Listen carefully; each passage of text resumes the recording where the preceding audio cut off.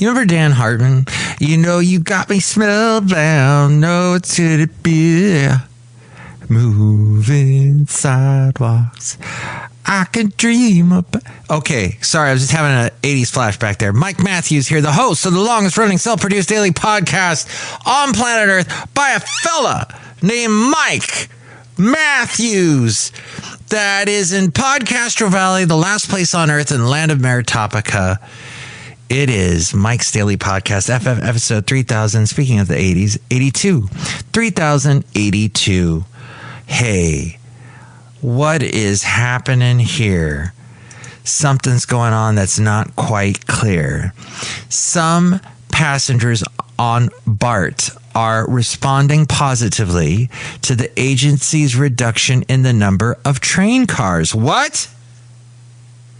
That support, though, has been derailed by the decision to double down on fare enforcement through the installation of new fare gates. This from SF Gate, which stands for San Francisco Gate. SF Gate, if you didn't know. Because of, you know, it's like the Golden Gate Bridge. I think that's why they called it that. I don't know. I've lived here a long time, and I know it belongs to the Chronicle. BART, I guess they didn't want to start a website called newschronicle.com, so they came up with SF Gate years and years ago. And I used to post my podcast on there till they figured out I was just a podcast that was a comedic, interesting, learning type show. And they took it down. But that's all right. I don't take any umbrage. So BART spent $27.2 million on policing to address a $9.5 million problem. 27 to solve a $9 million problem. So the BART's push to boost its fare enforcement, spending $90 million on next-generation fare gates, while BART police increase stops and citations for evading payment, has a noted critic from a Yale-based nonprofit research center. Let me see. Last I checked, Yale is not in California or in the Bay Area. If this was like a Stanford or Berkeley research thing, I'd also laugh at it. But a new report from the Center for Policing Equity published last week cast doubt on the effectiveness of BART's overall fare enforcement strategy.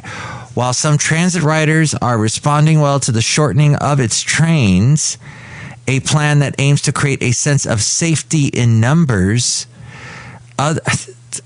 big question mark over my head when I read that, because that means I'm going to wait longer for the next train. I don't get it. Others are simultaneously deriding BART for its decision to emphasize policing, a strategy that the CPE, which is the Center for Policing Equity, argues is fruitless. Hey, CPE. Hi, my name's Mike. I ride the BART trains quite a bit. In fact, I plan to do it tomorrow. Here's the thing, is if you ride a BART train, what you will notice right now, since not all of the stations have this massive enforcement new fare gate, which I think is beautiful, works fantastic. You can't jump over it because it goes all the way to the top of the ceiling. You can't jump through the ceiling.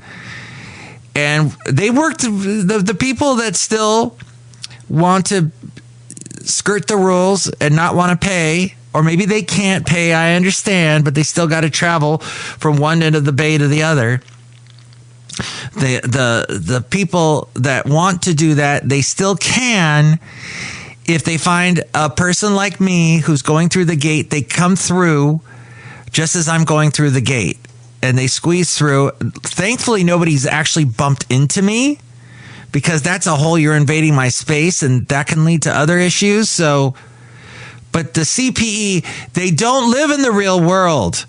They live in this la-la land where everybody gets everything they ever wanted, that they have all the things, as Betty Pringle said. What has happened to Betty these days?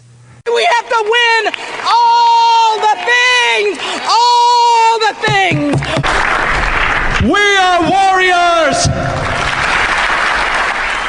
Betty Pringle is still the president of the National Education Association. Okay, I guess that is not funded by the government. Is that why it still exists? Has Elon Musk or the McMahon lady gotten rid of it?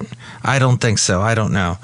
But the thing is that we really, if you ride BART today, it is just a shell of what it used to be. Not even 10 years ago. It used to be so much nicer. And it has gone so downhill. And the people that run it constantly complain they don't have enough money to run it, when the fact is these fare evaders don't pay, and there is so much money that is not being collected because people are riding it for free.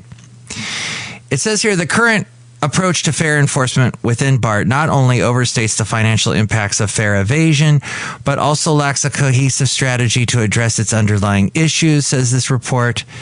However, a BART spokesperson, Alicia Tross, said our fare inspectors and the act of enforcing fare payment does more for our system than revenue recovery.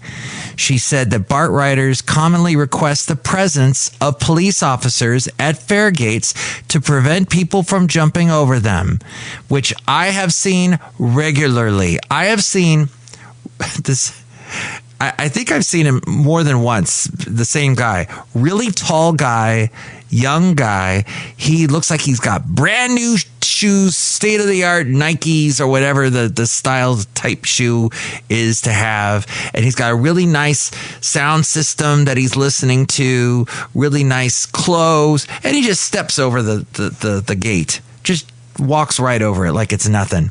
And I've seen all kinds of other people do it as well regularly. Every time I ride it, I'll see it tomorrow when I ride BART. But Tross said that the people jump over BART riders are commonly requesting the presence of police officers at fare gates to prevent people from jumping over them, and that uniformed staff on the trains are part of a larger effort to enhance security in their system. As I mentioned in an earlier podcast, I saw some of these people, some of this staff, and I actually thanked them. This was last Friday when I was riding BART home, and I saw that I had listened to one guy who was actually helping somebody on the phone. And I waved to them and I said, thank you. Since 2016, BART has partnered with this CPE to study the transit system's policing. The latest report follows a cost-benefit analysis focused on BART's fare enforcement operation. Here's what I say to BART. Stop sending them money. Stop giving them any money. No more money should go to them, especially with you complaining all the time about being in a major financial crisis. Before the pandemic, fare collection was the primary revenue source for BART, funding nearly 70% of its operating costs. That is no longer the case, as the number has plummeted to 25%. And you can see when you ride BART why people are not paying. BART's funding model no longer works. Relying on passengers' fares is outdated and is unjust. Okay, wow. Does that mean I don't need to use my Clipper card anymore? In an attempt to recoup losses from riders not paying fees, BART spent $27 million on personnel and expenses for fare enforcement. This was 2 years ago. However, with this report that illustrated how the revenue that BART lost in fare evasion paled in comparison to the amount spent to combat it, the report found that unpaid fares contributed to the revenue losses between roughly $5.7 million and $9.5 million in 2023. Thereby, they're saying that the cost of paying for all this equipment to stop the fare evasion and the cops is not going to help. Well, it doesn't make sense. Make it free. Make it free and just, I guess electricity is free now. And the workers on BART, they're going to work for free. Is that how this is going to work? Okay. It sounds a little crazy, like some stupid high school kids that nearly crashed their car in my neighbor's house. Oh, you didn't hear about that? Ooh, I'll get into that. But first, you got to follow me into Café Anyway. Here we go. Café Anyway. Welcome to Café Anyway.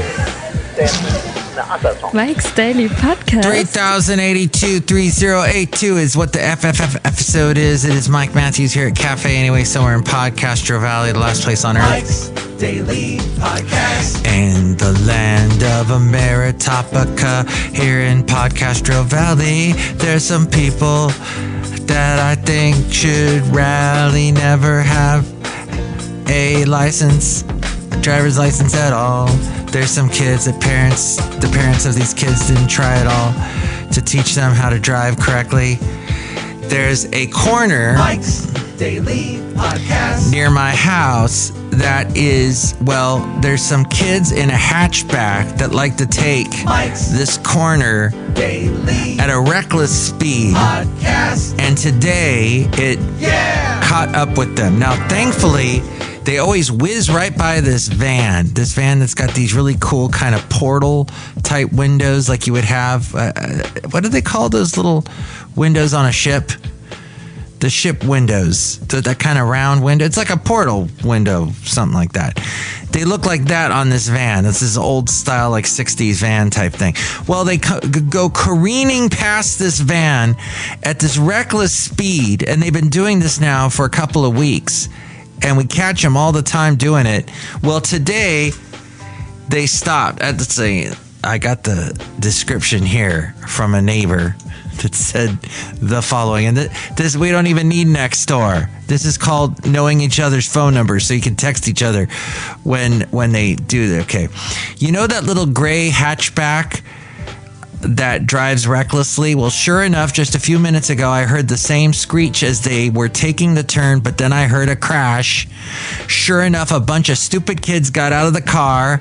I think they hit that van on the corner where the dog daycare house is.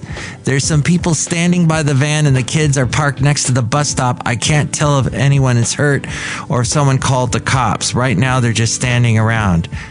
Stupid kids. Now it looks like one of the kids must have called another, because now another car pulled up. And here's today's podcast picture. Behind them, and it looks like they maybe fixed the tire. Can't tell. Stupid kids.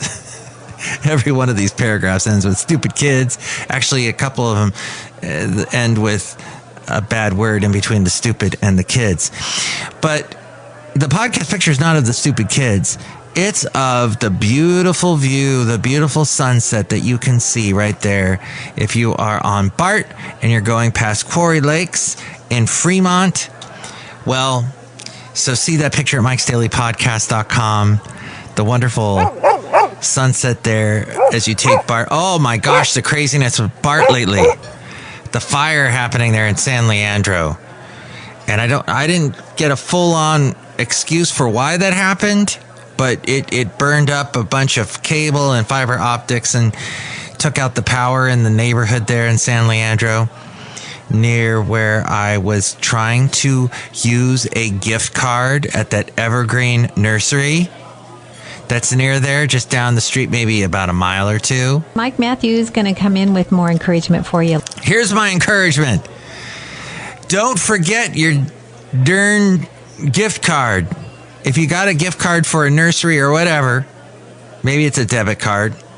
Maybe the Target lady is going to say something like, "You can use your debit if it's easier. Don't worry, I will cross my eyes so I can't see your secret code." Oh, I guess Target. Did I hear Target had a bad earnings call recently? Well, what I did find out was I took this here gift card that I received back when I was married. So this is 2009. So this gift card is now 16 years old. And I'm taking it over to this wonderful place where they sing Baby shark do do do do do, grandma shark do do do do do, evil shark. They love sharks for some weird reason at this nursery. And I go and I'm going to use up the rest of this gift card. Finally, I never make it out to this part of San Leandro, but today I'm going to do it. Well, this was Sunday. So I drive over there, and I drive past where, little was I to know, but later on Tuesday, there'd be a fire at the BART station, and everybody would be, "No! I won't be able to ride the BART to work, dang it!" And then I pick out the thing I wanted to get, this big pot full of plants that produce squash, a squash plant, because I want to plant it just in time as summer is approaching. And so I get the squash plant And I'm going over, and the lady at the cashier, the cashier lady says, nope, you know what? Oh, you almost had it. You got to be quicker than that. You got to be quicker than that. You got to use those gift cards much quicker than that. You waited 16 years. That's too late. You can't use it. Wait, I thought this was real money. What? You can't. There's no expiration date on the card. Oh, well, you got to show me what the receipt. I'll believe it when I see the receipt. How can I show you the receipt? Any receipt paper 16 years hence, the ink has vanished. It has dissipated. You won't be able to read it unless you have some. Now, this is my review about this sort of thing, is you won't be able to read it. Mike's absolutely useless review. Unless you have some kind of magic light that will make it suddenly appear, the invisible ink suddenly appear. But my review of this particular nursery is it's awful, and they owe me $20. That's all. But back to reckless, stupid kids that live in PodCastro Valley, I guess, because they must live close by because they make this turn constantly. And the witness to this said, no, they look like stupid high schoolers. I think the other people standing around were just curious onlookers because now they're gone. The kids are still there trying to figure out something with the car. I need some turntables, Mike, if you're going to say it like that. Yeah. This sounds like a song, doesn't it? They must have bleeped up something when they took that turn, probably blew out a tire. Stupid blank kids. No cops have shown up, so I don't think anyone called. Yeah, it doesn't look like they damaged the van, just their own stupid car. Hopefully the next time they'll think twice before acting the fools.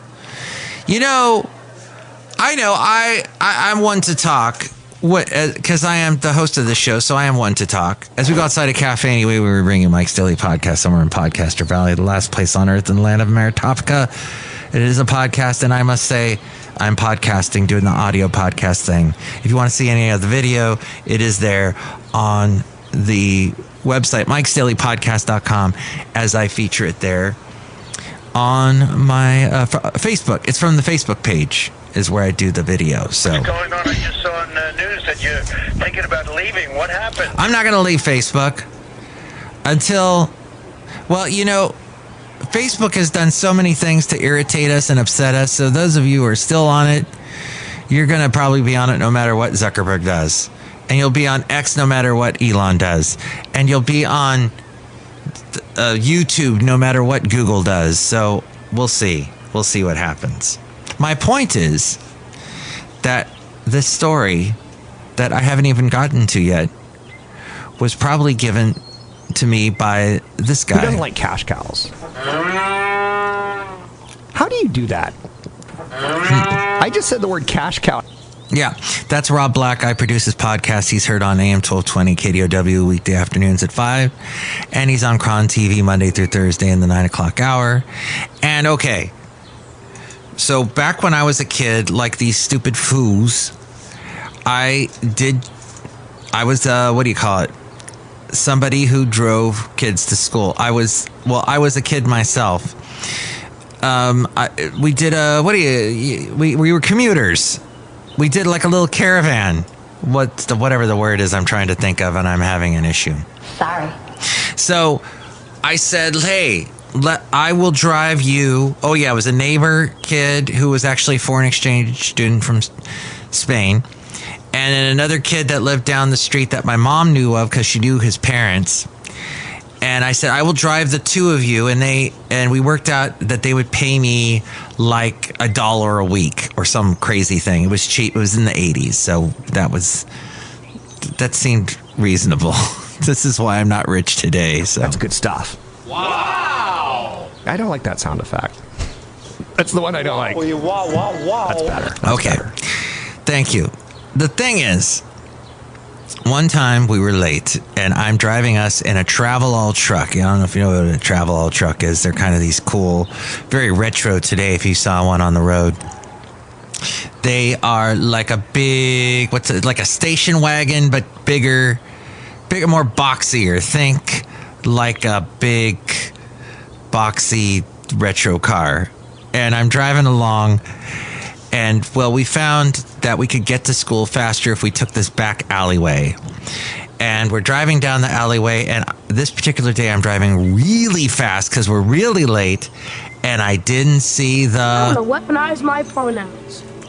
What are pronouns? No, I didn't see it. I saw the pronouns, but I didn't see the pothole. And I hit the pothole super hard, super fast, and the car stopped. I said, hey! And you were able to put the car into manual back there. I can't put my Honda into manual no matter what I do. But this car I could. I said, it was a Travel All truck. Who makes International? Makes those. They make the big rigs, but International made this particular truck. So I put it into neutral. The two guys, I think there was a third guy, and a third young kid. I didn't particularly like him. I think it was a friend of one of the other ones, so I agreed to drive. But I got the three of them to all push this dead vehicles to a parking spot. We parked, and then we still had to run about a half mile to get to the school. I think we were all late anyway, Café Anyway. But I'll tell you, we lost a lot of weight that day. You couldn't call us fat, that's for sure. There's a Spanish holiday tradition called El Gordo, the fat one. That's Laura Fryer. She's on NPR, and she has one of the most overly dramatic voices I have ever heard on a news station. News radio. NPR. Yeah, news radio. Wasn't that with Phil Hartman back in the day? Aw. And the guy from Kids in the Hall. Oh, and a young Joe Rogan was on that playing the engineer, which is funny, and he became this huge podcasting star. So I tell you what, it was just it. Oh, so I must say that my mom's second husband, he came to the rescue. At the end of the school day, he showed up. I thought he'd be super mad, but instead he kind of laughed, and he said, "You know what you did? You knocked the engine off its mounts. So I got to put it back on." Somehow he was able to remount the engine. I don't know if I think I helped him a little bit, but he did most of the work. And if I had helped, I probably would have remembered what he did, which I should have done, because then I would have known if that ever happened to me. Thankfully, it has not happened to me in the 40 years hence. But anyway, Café Anyway, that was when I was a stupid fool back then. And you know, we all hopefully outgrow it at some point. These kids, hopefully they learned their lesson today. I'm hoping they did. Right. I hope. We'll see. Okay. What is happening here? This thing here. Oh, this thing over here. Luxury goods. Fashion, leather. That's enough. Put down the mic. No. I just want to talk about fashion, leather goods, watches, jewelry. Louis Vuitton, Chanel, Hermes, Tiffany, Gucci, Prada, Dior. They got the $15,000 Birkin. I can't make this up. Yeah, $15,000 Birkin bags, $1,000 belts. They continue to outstrip supply, but sales are dropping elsewhere. After nearly tripling its economic profit from 2019 to 2024, the global luxury market has now hit a snag. The global luxury goods market is projected to generate around $370 billion in revenue in 2024, but the industry lost 50 million shoppers. They generated about 30, so that was last year, but they have lost 50 million shoppers. When I grow up, I want to be obsessed with emotional safety and do workplace sensitivity training all day long. Because people are too busy doing workplace sensitivity training. No, analysts now expect the global luxury market to shrink 2% this year. But it is a sharp U-turn from their 5% growth that was previously forecast. I bet the tariffs have something to do with it. That's enough. Put down the mic. Price increases are negatively affecting the demand from aspirational luxury consumers. In China, luxury sales, they didn't drop by like 2%. A little bit. Nope. They dropped almost 20%. Woo! That's a lot, luxury sales. They're dropping in China, and many inspirational buyers are keeping a tighter grip on their wallets. I'm sorry, aspiration. I'm calling about the tennis lessons for my grandson, age 13. Okay. See, now, if those stupid kids were playing tennis, they wouldn't be getting into trouble like crashing a hatchback like they did almost into the van, the very nice van of my neighbor. So, yeah. So, aspirational buyers are keeping a tighter grip on their wallets. And Gucci saw a revenue plunge as the brand struggles to connect with high-end buyers. They're plunging and blunging all over the place. I just created a word on today's. He's a showboat. He's a grandstander. Hey, thank you for listening. Look who is outside a Café Anyway, somewhere in Podcaster Valley, the last place on earth in the land of Meritoptica. Hi, Mark. It's Benita the Rodeo Queen. How y'all doing? I'm my host today. And to Disgruntled Fiddle Player, tell you what. What? All that goo-goo stuff and that Dior, hoo-ha, and Prada, whatever. I mean, that's just a bunch of filth. I can't stand it. And I can't stand the way people spend so much money. It was kind of scary. Yeah, they spend so much dang money all the time. It drives me nuts. Like my lovely wife, Benita the Rodeo Queen, she sometimes buys stuff like crazy things. Like she once bought this purse that inside the purse it was filled with a bunch of these beautifully wrapped objects. It turned out they were a bunch of old cassettes that somebody had made a bunch of mixtapes, and they got rid of it by wrapping them up, putting them in this here purse that was really expensive. I can do the rest of the podcast if y'all want. No, I'm going to take over right now. I know I ramble a lot, but wow, I was born to ramble. Ramble on, sing my song, Led Zeppelin. We've been quoting a lot of Robert Plant lately. We did Heaven Knows, the song. All clean, all pure, with a 30-second attention span. I love that line. It's so funny because people have no attention spans today. 30 seconds, you're getting way too much attention. Why? You have that much to spare? That's insane. I don't know what to say. What are you, nuts? And look who else is here. Hold on, Mike. I make delicious root beer. Have some right now. Oh, I can't wait to have some of this right now. Very good. What's in there? I put some delicious happy juice that I made from cabbages. I'm watching right now. Cut you. Did you say cabbages? Cabbage juice? Is that going to be the next thing? Yes, I love it. Cabbages are wonderful. I mean, I'm German. Yeah, I gotta like cabbage, and then I also got a little Irish. So potatoes, cabbage, St. Patrick's Day, corned beef, that whole thing. Not a fan of kimchi, but man, every once in a while I'll get some little bite of kimchi that's delish. They put just the right spices in there. Other times I'm But hey, that's your thing. That's your journey. Own your journey. Even if you got crazy looking toenails, own that. Why do your toenails look like that? The answer to that, my friend, is one that you can give me. If you call this number, and also call this number if you have any crazy stories of things that you did when you were a high schooler, or when you first had a car, or when you were just young and you were like wrapping up high school or college or something. You know, we did stupid young things when we were young. They were stupid. So you can call me at this number. Call Mike at the Café Anyway hotline. Area code 510-228-4640. And with all things having to do with Mike's Daily Podcast, we go to the mainframe and hear from A-Frame. Thank you so much for listening. Mike's Daily Podcast is written and produced and performed by Mike Matthews. His podcast is super easy to find. Download or listen to his show and read his blog at mikesdailypodcast.com. Email Mike now at mikesdailypodcast@gmail.com. See you tomorrow. Bye. There's no evidence of that. I've not heard of it before, but